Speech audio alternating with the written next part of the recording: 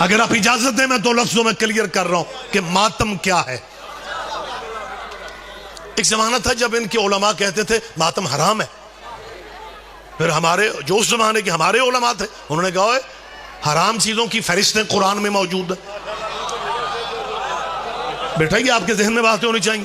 جو بندے کہا جی حرام ہے ماتم حرام ہے، ہمارے علماء نے کہا اللہ قرآن میں کہہ رہا ہے انما الخمر والمیسر والانصاب والازلام رجس من عمل الشیطان، شراب حرام ہے، جوا حرام ہے، بدکاری حرام ہے، بت پرستی حرام ہے۔ ان حرام فہرستوں میں ماتم کہاں ہے؟ ہاں جناب جو آرام سے کہہ دیتے۔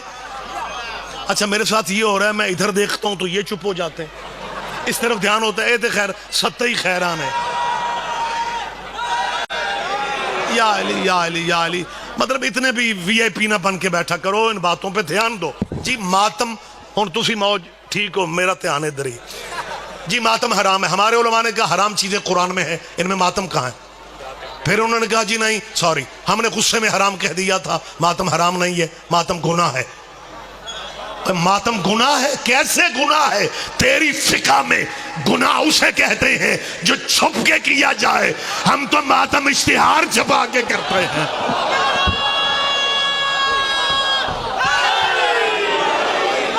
جی بسم اللہ، جی بسم اللہ، آپ جی ہیں، آپ جی ہیں۔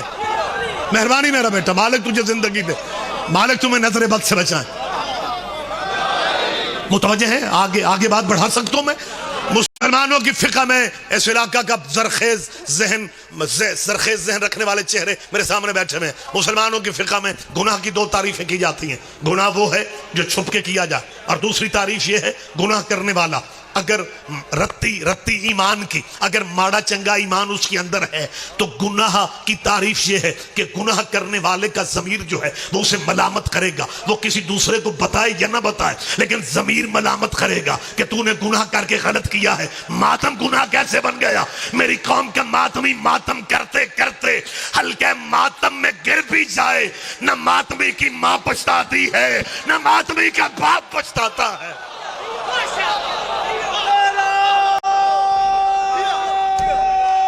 جی بسم اللہ، جی بسم اللہ، جی بسم اللہ، آپ جیئے۔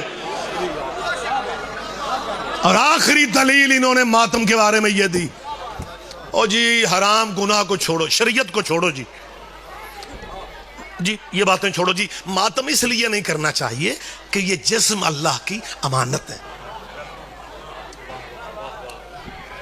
نہیں بات تو بڑی وزنی کر دی، یہ جسم اللہ کی، نہیں ٹھیک ہے آپ تشریف رکھے بیٹا، یہ جسم اللہ کی، لہٰذا آپ یہ شیعہ جو ماتم کرتے ہیں چھریاں مارتے ہیں، اگر زخم گہرا لگ جائے اور بندے کی موت واقع ہو جائے تو اپنے ہاتھ سے جو موت واقع ہو وہ تو خودکشی ہے، لہذا احتیاط کرنا چاہیے۔ ماتم میں خودکشی کے چانس ہیں، تجھے مولوی پتہ نہیں چلا حسین کے اللہ نے تیرے ساتھ کیا کرنا تھا۔ یہ حسین کے محمد کے بیٹے کے ماتم کو خودکشی کہتے تھے، اپنے خودکش عملوں کو شہادت شہادت۔ بولو یار پیچھے نہ رہو، زحمت فرمائے میرے ساتھ آپ۔